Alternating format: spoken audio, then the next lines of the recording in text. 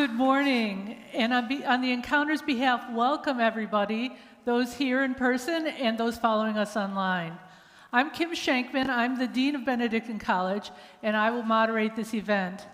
Before starting, I'd like to thank Benedictine College for its generous support in organizing this conversation. And I'll now introduce you to the speakers, but tell you that their full bios are available on the Encounter website. Bill Haslam is the former governor of the state of Tennessee.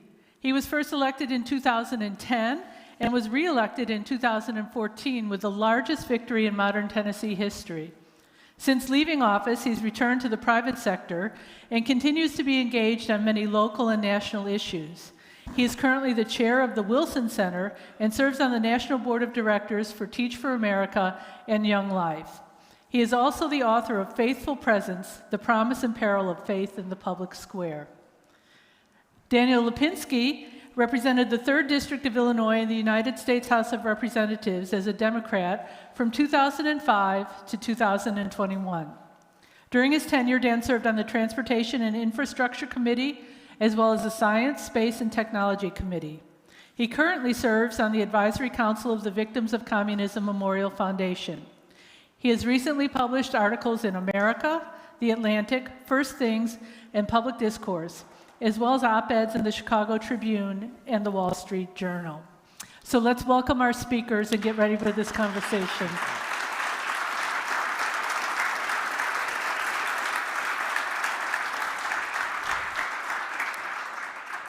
And I thought we'd start the conversation. I prepared a question for each of them to give them a chance to tell you just a little bit more about who they are and how they got here. So we'll start with Congressman Lipinski. One of the striking things about your background is that your father was also a member of Congress and you succeeded him in the same district. So I would like you to maybe tell us a little bit about what struck you about his job that made you want to follow in his footsteps. If you think the job is still pretty much the same as it was when your father was doing it, and if you knew then what you know now, would you have gone down that road? Don't have a choice now, do I? Well, thank you. It's great to be here. Thank you all for being here and everyone who's watching. And I want to thank Community and Liberation for this great event. Professor Shankman, Governor Haslam, good to be with you. I used to warn people that I was a politician, and before that I was a professor who sometimes taught 3-hour classes that I had to speak the whole 3 hours. So I can go on a long time, so I'll try to rein myself in here and just tap me if I'm going too long. Yes, so my father was a member of Congress for 22 years, but before that he was in the Chicago City Council. And I'll always remember, my father believes that being in elected office is about helping people. That's the way he always saw it, is helping people. Whether that's passing a law that helps people or helping someone individually. But that's what from watching my father, listening to him, that's what I got from him. And so I always thought that, that's a great thing to be able to help people out. And I'm called to service. I learned that in church and at home. I went to Catholic school for 12 years. I went to Jesuit high school. The motto was men and women for others. And so service was always something that I felt that I was called to in some way.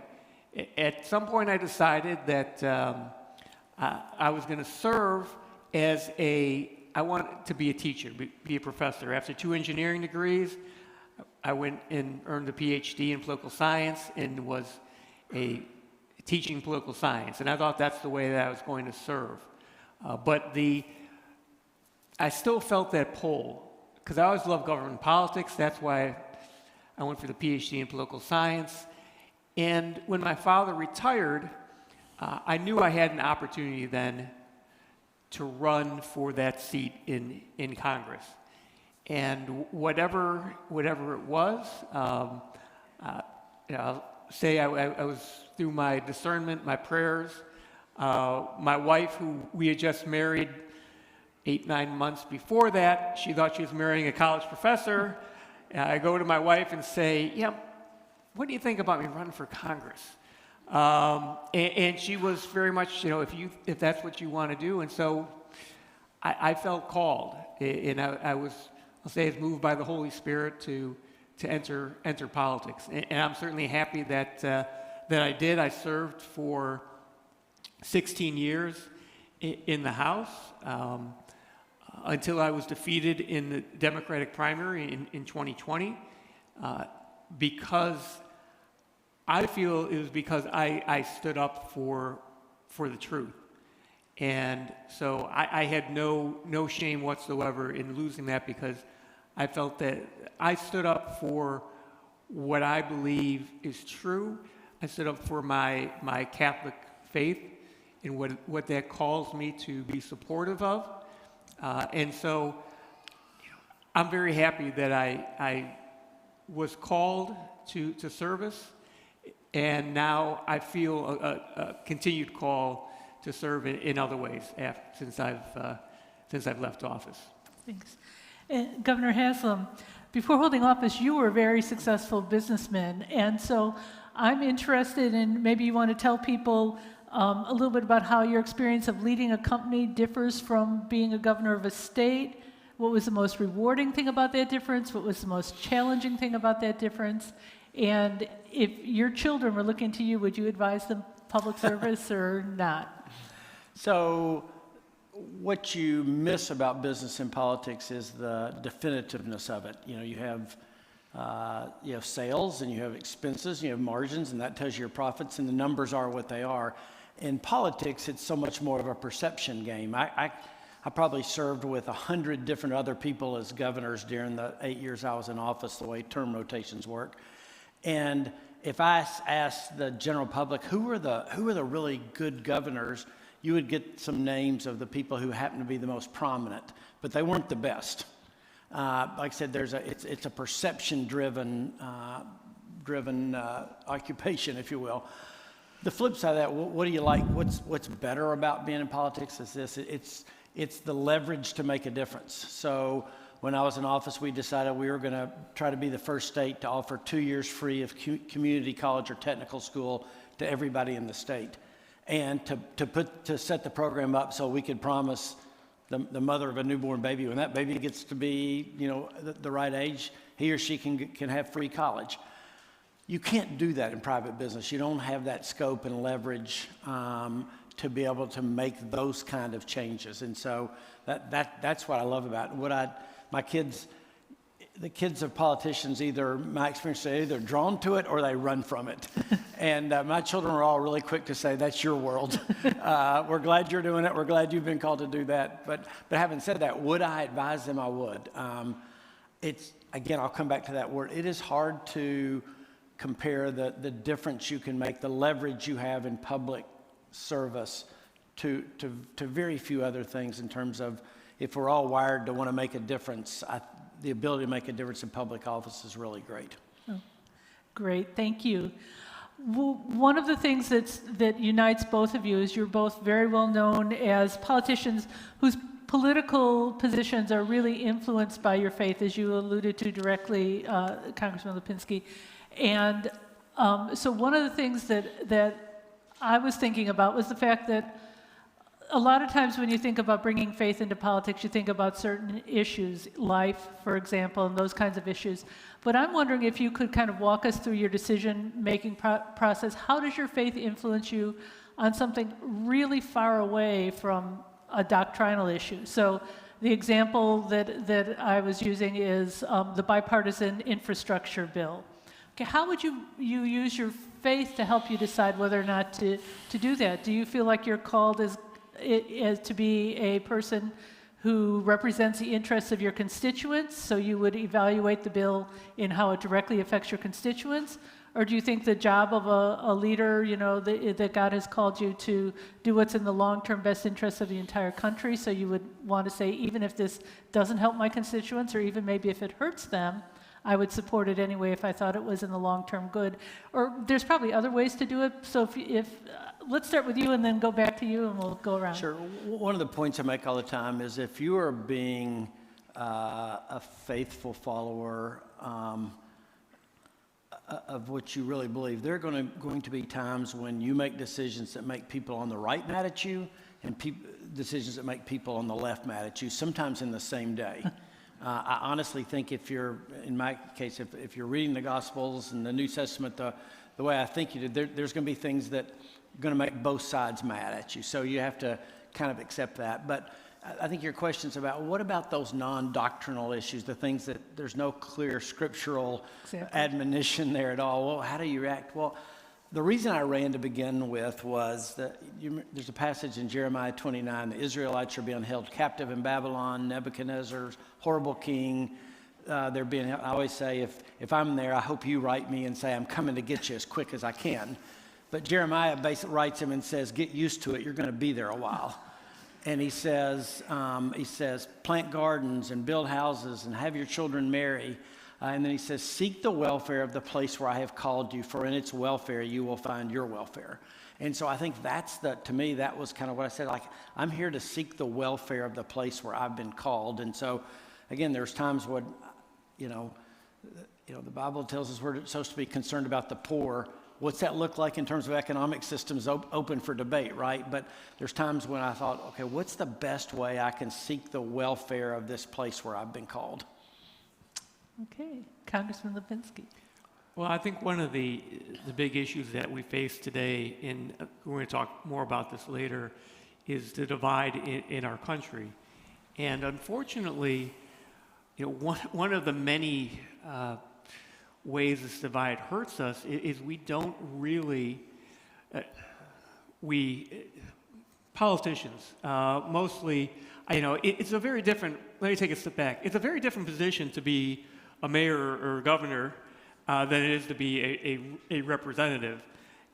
And for good and for bad, in that you need to it comes down to you as the decision maker, as people see it, at least. Even if everything isn't really what you do, they'll look to you because you're the executive.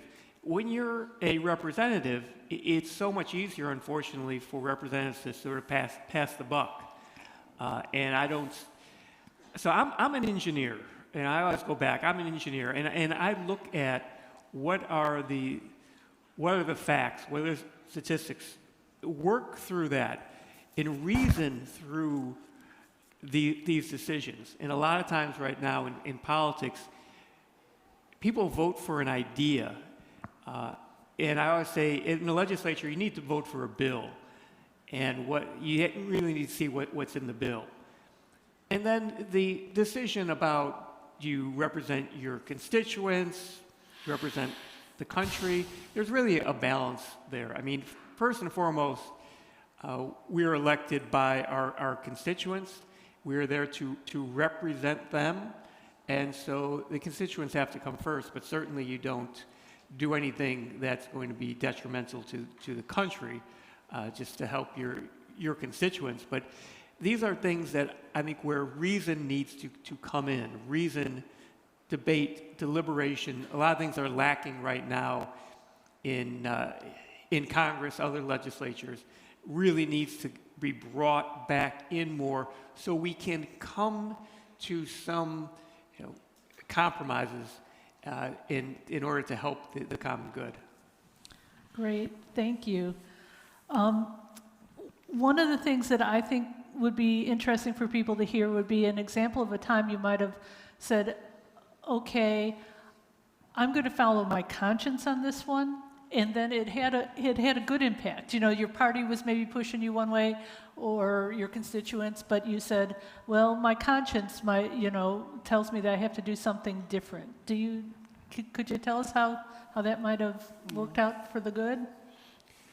Well, it's tougher, as I said, as a representative. It's hard to have an impact, specifically with the one vote. But two things come to mind. I'll go through them quickly. One was legislation. When the Affordable Care Act first passed the House of Representatives in 2009, there were a group of us pro-life Democrats who held out our votes and said, we will not vote for this unless you put in language that says there will be no funding for abortion or insurance that covers abortion in this new insurance program.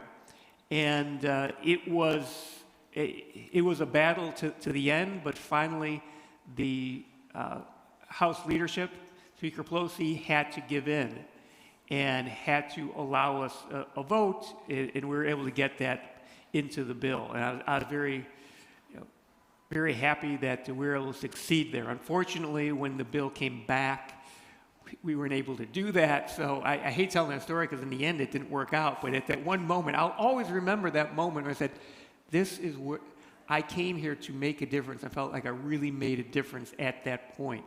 There's one other thing that comes to mind, that I had a constituent who was going to be deported, and it was through no fault of her own. I won't go through the whole story, but this was, I went and met with her at the detention facility, and then I found out a few days later she was about to be deported. The only way to stop it was to get the chair and the ranking member, the top Republican, top Democrat on this subcommittee, to agree that to stop this deportation. The chair of that committee was a very conservative Republican, Steve King from Iowa, and I had a good relationship with Steve King.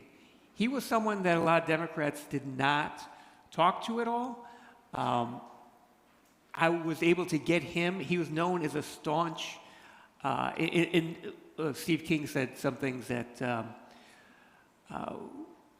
were pretty awful later on, but You're being kind. but I was able, and I thought, this is part of my job, is to have these relationships that, with people across the aisle. And we were able to, this woman was not deported because I was able to talk to him and got him to actually look at her case. And he didn't knee-jerk say, oh, this is an illegal immigrant, we need to deport her. He actually looked at her case because he knew who I was, and he knew and he trusted me.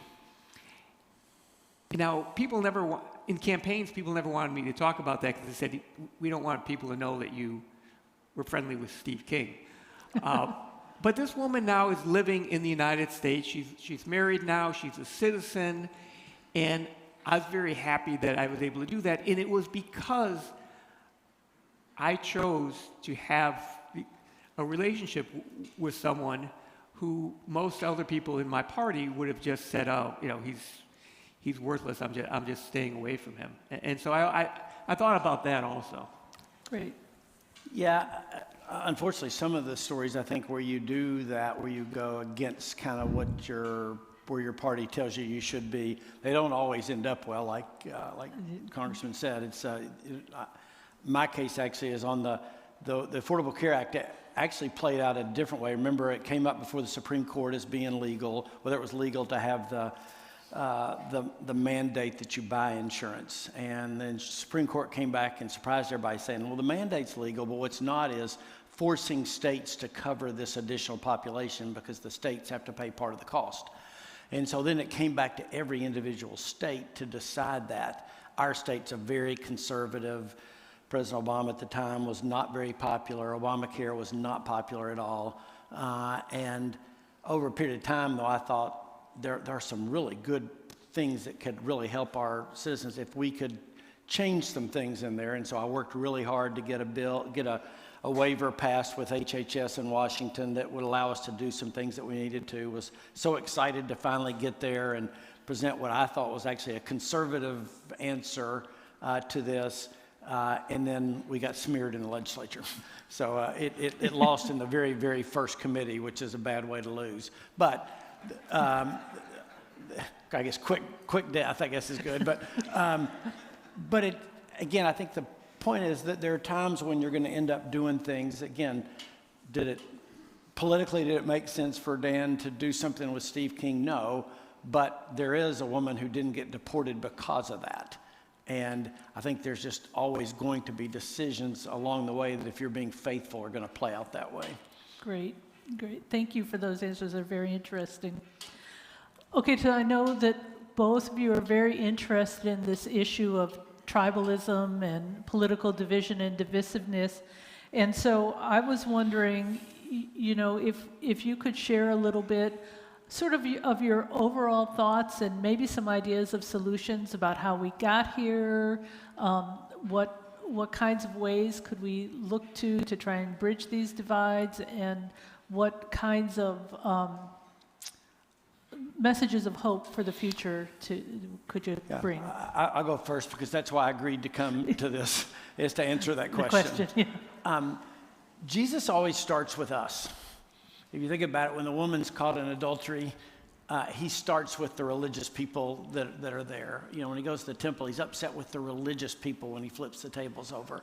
And most pointedly, he says, if the meat's gone bad, it's not the meat's fault, it's the salt's fault. We're the salt. And if it's dark, it's the light's fault. And I think when we look at the tribalism and the polarization, we have to start with ourselves. One of my biggest disappointments being in office was that Christians were no different in the political arena than everyone else. As a matter of fact, just as likely to say things on the internet that they'd never say in person, just as likely to spread unfounded rumors or stories, and I can keep going. And I really think that if somebody said you have to boil down the instruction out of the Old Testament and the New Testament to how we're supposed to act, we're supposed to be different, but we're not. And so, unfortunately, like I said, we're not different. Too often, those who call themselves Christians are leading the pack. And so, I'd say let's start with ourselves. And we have a certain advantage when it comes to this. We have a God who calls us to humility. That's one of the clearest things that, for God is opposed to the proud, but gives grace to the humble. James says it, Peter says it. Humility's all through there. And we can start with humility because we believe what it says about us, that, all we like sheep have gone astray, for all have sinned and fall short of the glory of God. We can start with that because we know that we're broken people. We know that that's part of our starting point. And so that needs to be our starting point in politics as well, is this idea of humility. And then the second thing, and the second reason I decided to come speak at this was what you're talking about. Our urge should be for truth. It's not to win the argument. It's not to, score a great hit on social media, but our urge is to get to the right answer. That's our assignment, is not to win, but to get to the right answer. And I think if we would start modeling that humility and that desire for the right answer, then we might be salt that was worth more than being thrown out. Congressman Lipinski. I really have to be careful here now. With everything the governor said, I completely agree with. I've spent a lot of time. I have to be careful because I spent a lot of time on this. I'm writing a book on this right now, The Catholic Answer to Our Divided Nation. Please don't ask me about it in a few months because it won't be done for a while. But no, it's not tribal. We don't have tribalism in this country. We have sectarianism. It fits all of the definitions of sectarianism. It's a sectarian political / social divide. We have two sects in this country, Democrats, Republicans, left, right. There's a set of beliefs from everything from tax policy to the nature of the human person. And we are constantly bombarded by this idea that we need to choose one of these two sets of beliefs. And if we step out of line, as I stepped out of line, you're a heretic and you get punished. And what holds these two groups together more than anything else is hatred of the other side. It's not love of the people in their group, it's hating the other side. And it is destroying our country. And as I know that, a lot of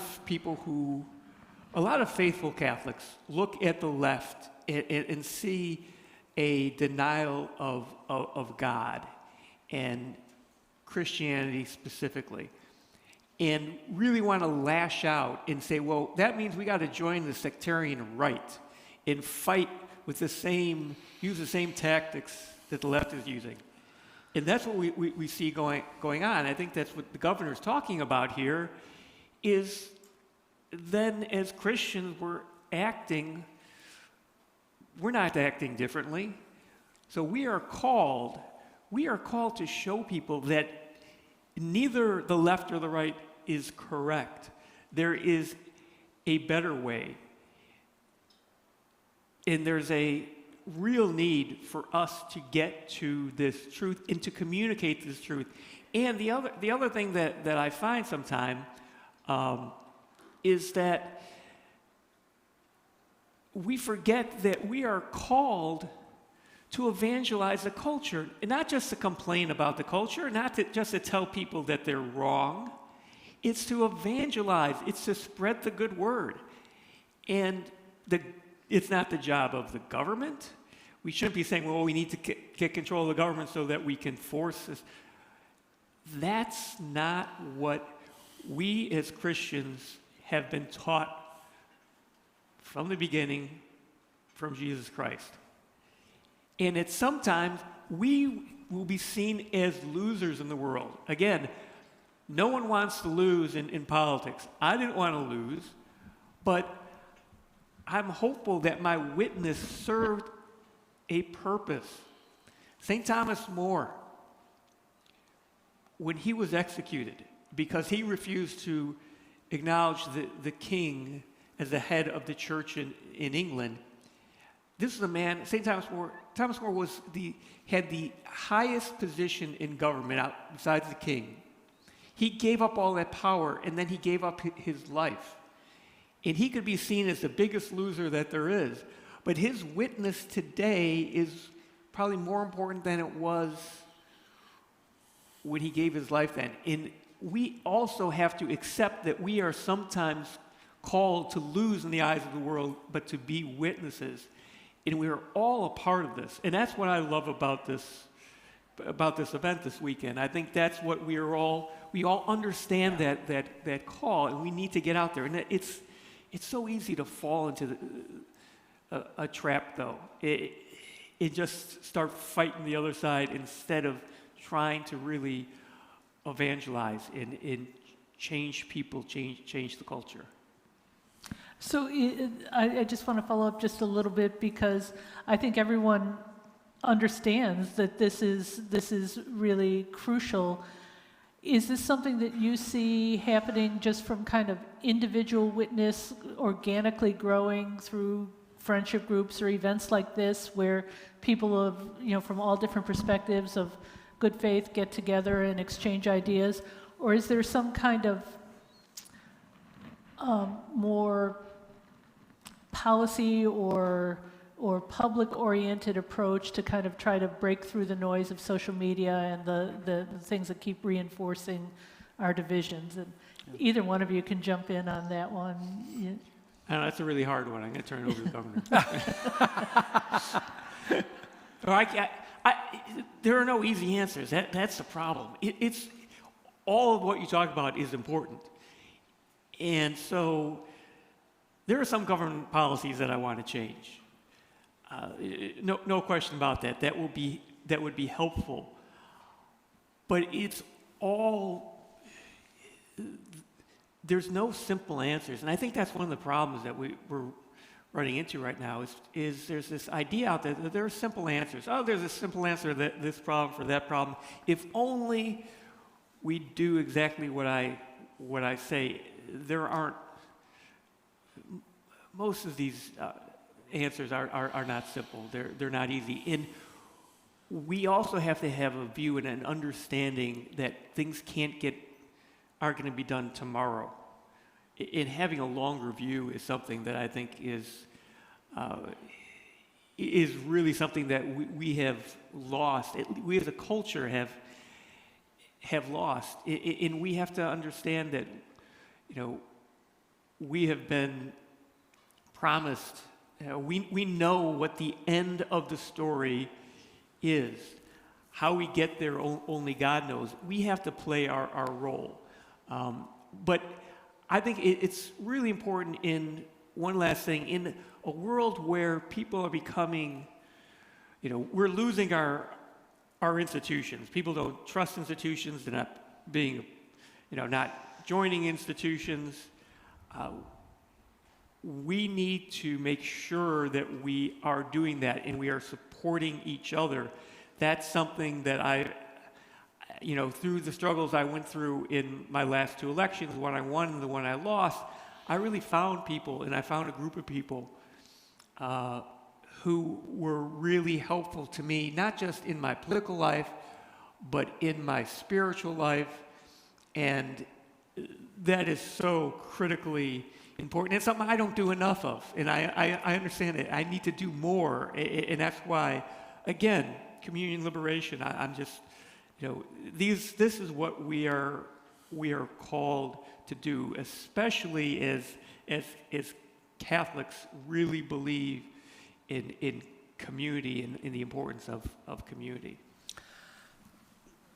Great answer. I think that the important thing to start with is remembering who's not going to do that. Okay? That is not the media's job. Their business model is based on outrage. Mm-hmm. And the madder I can get you, the more you're going to watch, my cable news on loop, and you're going to, click on that article, et cetera. So they're not going to. The political parties, that's not their job either. Their job is to elect people. And most folks who are in office, their job is to keep getting elected. So it's not going to come from there. So I do think it's going to come from people like us and folks that say, I think there's a different way to do this, and I really do have a desire for something different than this. You would be surprised, I think Dan will echo this, how few voices it takes to change a politician's mind. Good and bad. But I would be shocked how often we'd be working on something and one of our legislators say, yes, I'm with you on that, and they'd get 5 emails against it, and they'd say, I'm sorry, I can't be with you anymore. And my point is, I think when people take the frustration and exhaustion that we feel with this and start to talk about that and start to have other like-minded people talk about that, it gives courage to other people who are thinking that but not saying anything. So I guess my answer to your question is I think it'll be more of a grassroots thing, but it helps to have groups like this one where people say, I was with, 300 other people this weekend, and there's a real latent desire to have a more aspirational, hope-based politics than just this outrage vent against the other side world that we live in. Yeah. And I'm really interested, just to follow up just real briefly, Congressman Lipinski mentioned, solutions don't come tomorrow, it's a longer term. But as you just pointed out, all the incentives on your opponent, when you stand up and say that, your opponent is going to say, no, I have the plan that if we put it in place, it's going to solve this problem tomorrow because it's really simple. And I don't know if that's just kind of baked in the cake of democracy, that's always going to be a problem, or is there some element of constituent education that leaders can do to sort of help people understand that there. I think really strong leaders have a real, desire to tell the truth. And by that, I don't mean just tell the truth about their personal life, et cetera, but to tell the truth about, that's fine, the decision you're talking about, here's the consequences to that. Mm-hmm. And like I said, part of democracy, unfortunately, is it doesn't count the cost of tomorrow. Okay, if we do that, here's the cost to our environment. Or if we do this, here's the cost to our long-term debt. The consequences aren't ever part of the conversation. I'm kind of hoping there's room now in the conversation for people to go, that works really well for now, but we need to think longer than now.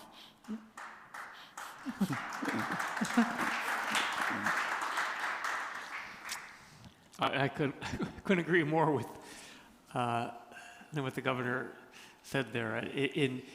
it's going to take leadership, and that is so important. And I keep hoping for a president that we see as a leader who is going to do these things. And I just, unfortunately, it's not happening. But someone has to step forward and really show. A number of people have to step forward and show it a different way, and to show, that these solutions aren't easy. Yeah, it is. That was the hardest thing in a campaign, is going against someone who said, "Oh, I have the answer, and it's an easy answer, it's a simple answer," and he just won't do it. When I try to explain, no, it's that the problem is tougher than that. The issue for me as a politician, which was, hurt me as a politician, is I felt like I couldn't just tell people, "Oh yeah, I'm going to get that done," and then if I did, I felt like I had to do it, or at least, really believe it can happen and it is possible to do. And again, it's getting away from the truth and just whatever's going to sell. One other thing, a role that people like those in the room can play is we're also people who believe in grace, okay? And one of the things I learned in politics is this is way harder than it looks. I asked a quick story when I was, every year the President of the United States, whoever it is, has all the governors and spouses to dinner. The President's cabinet's there, and it's a black-tie dinner. It's, when the United States of America wants to put on the full dog at the White House, it's a pretty cool deal, the Marine Band's playing. But I was sitting one night, it was Obama's last year, sitting one night next to a guy who had been, he was a hardcore Democrat all his life, had been with, President Obama all along the way. And I said, "What do you know now that you wish you'd known when you came here?" And he said, "I wish I'd known how hard all this is." He said, "I wouldn't have been nearly as hard on George W. Bush." He said, "Don't get me wrong, I still disagree with him. I disagreed with his approach on Iraq," and kind of went through the list. He said, "But I have a lot more sense for how hard these issues are." And I think Dan would say that. I'd say it. We look at what we've just been through with COVID, and everybody's saying, "Well, they got it wrong on this, they got it wrong." I'm like, hey guys, we were trying to figure this out as it went, whether you were a school principal or you were in Washington. There was just a lot. And so I think if we started modeling, showing folks a little grace, maybe that might catch on. Maybe. That's something I wanted to kind of take just a slight tangent from the way we've been talking about this, because I'm thinking that the polarization issues also weigh really heavily on the people in office. Like your story about Representative King, that there are reasons, but it must have been very hard for him to kind of know that he's a pariah, that people just don't even want to talk to him, don't want to have anything to do with him. And that's maybe an extreme example, but there is, as the polarization goes further and further, instead of having these kind of relationships where you can just talk one-on-one, that must be an extra burden of political leadership, is you get tagged as a certain kind of person, and that influences who will talk to you or things like that. So do you have any ideas about how political leadership can be made more attractive at a human level, so that people don't feel like, if I take a step into this field, I'm going to be permanently, have a big target on my back for half the population? Well, I wish I had that answer too. So much of it right now, getting back to what I was talking about before in this sectarian divide, is the fear of stepping out of line with your group. And that weighs so heavily. I've always been someone who, I've always believed that the influence, that people are more influenced by others around them than they ever admit that they are. And I think that's the good part of that is we have the opportunity to influence people if we speak out. And politicians are, you're talking about, an idea, and then someone says, oh no, I got 5 emails yesterday. And it's amazing how risk-averse politicians are. They're really, really risk-averse. And things spook politicians. You wouldn't believe it, because as a politician, you need to stand up there and act like you're confident in everything. But then in reality, you're really scared. You're always running scared. And part of the problem, again, I think talking about grace, that is, we don't show any. And both sides now do not show any grace, and that's what makes these two sects so different from Christianity, in that we understand that we fall short all the time. And you can't be fearful just stepping out of, falling out of line once. But again, it's up to all of us. Political leaders are important.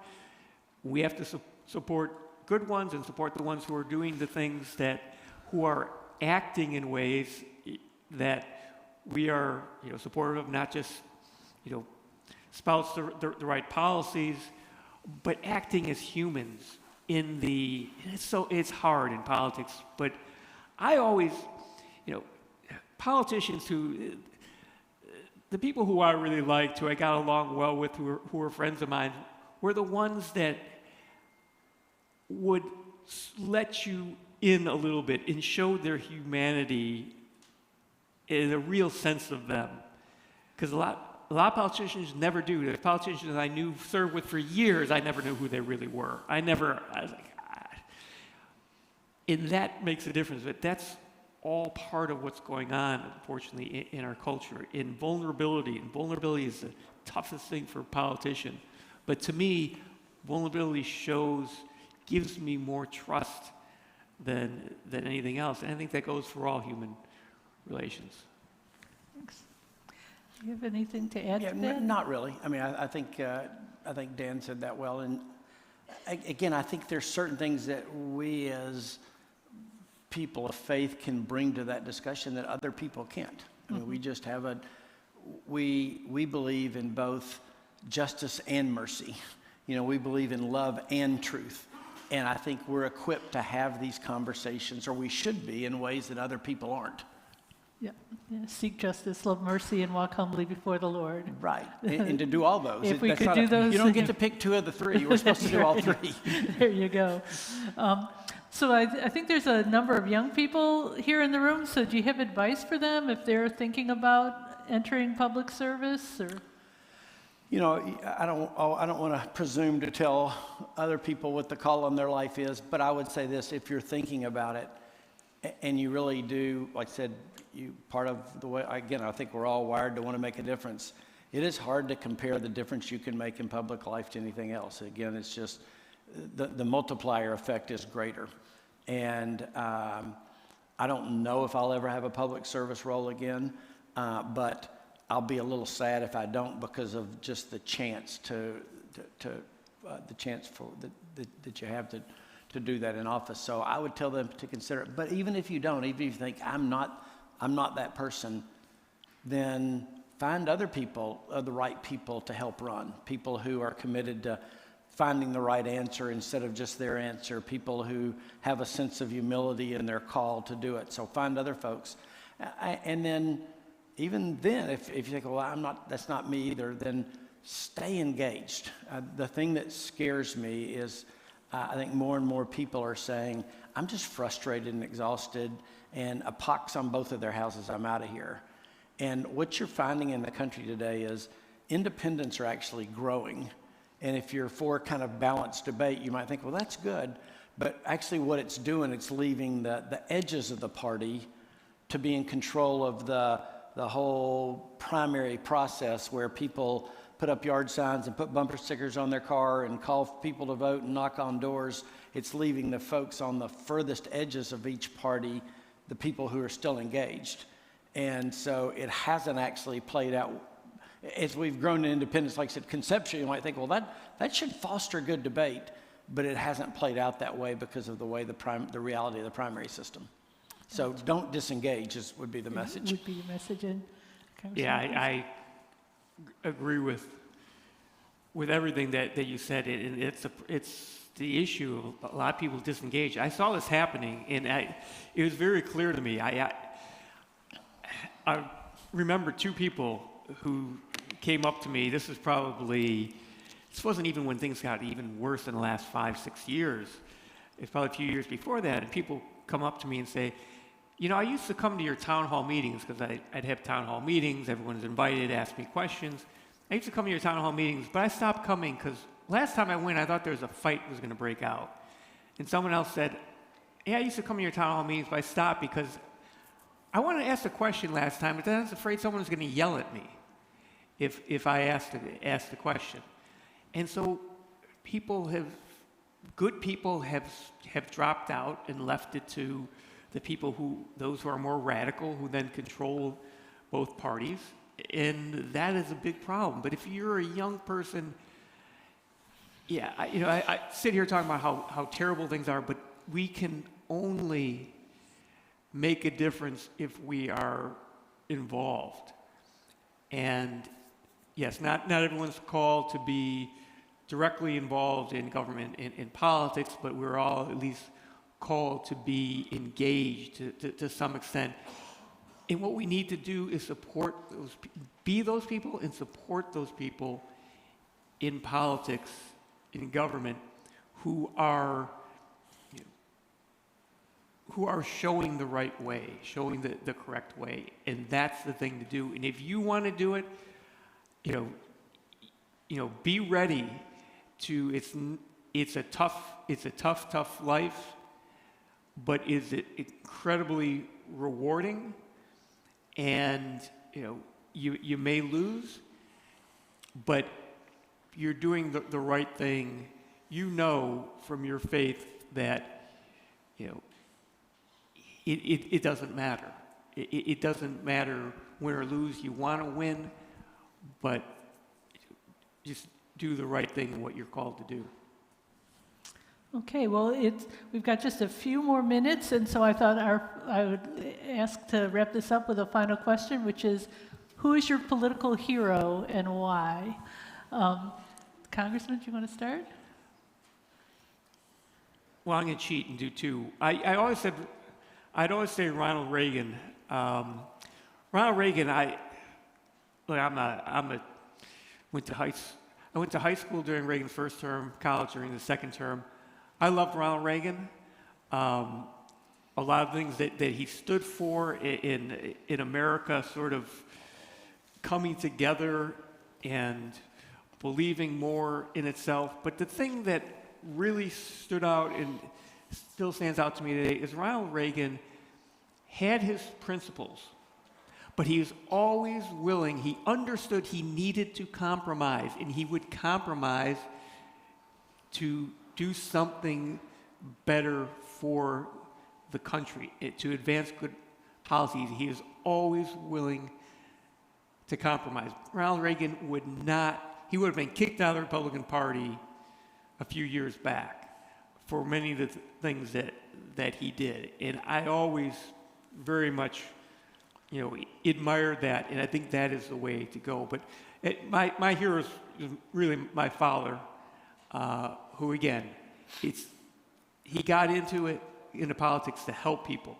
He'll tell you he wanted to be somebody, and to be somebody was to be able to help people, and he always looked to do that, and that really meant more to me than anything, and sort of driven me more than anything else in my call to service, and especially in politics.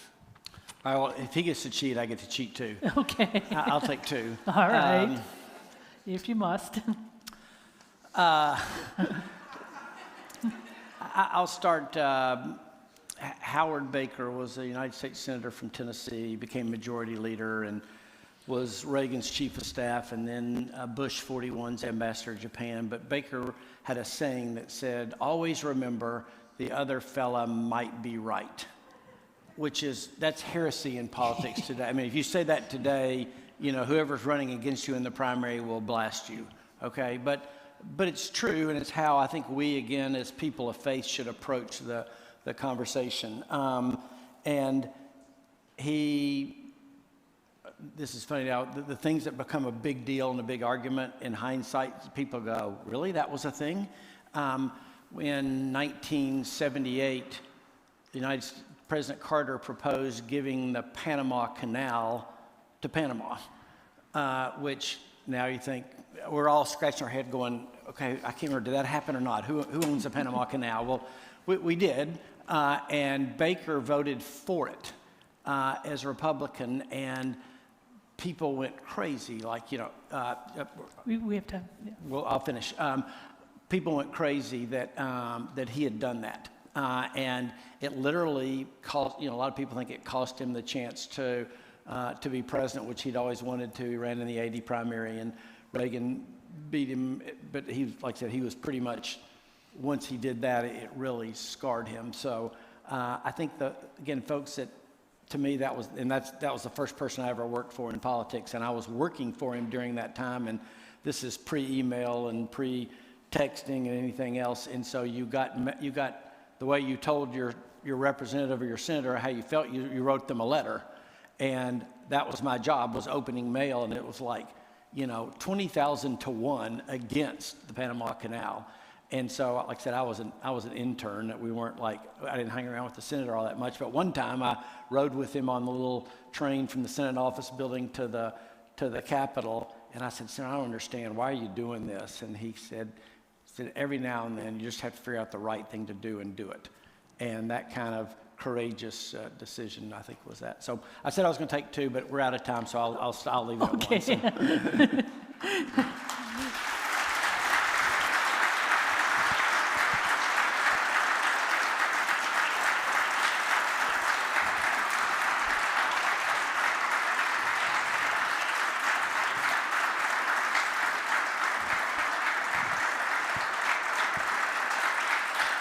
So. So thanks so much to both our speakers. I want to tell you that at 11:30, Governor Haslam will be available for a book signing of Faithful Presence, The Promise and Peril of Faith in the Public Square at the Human Adventure book table right outside the auditorium. And I bet if you ask him, he'll tell you who his other person was. I'm going to ask him. One important announcement, you're part of the New York Encounter, a place that welcomes everybody, and we'd like to ask you to help us keep it alive.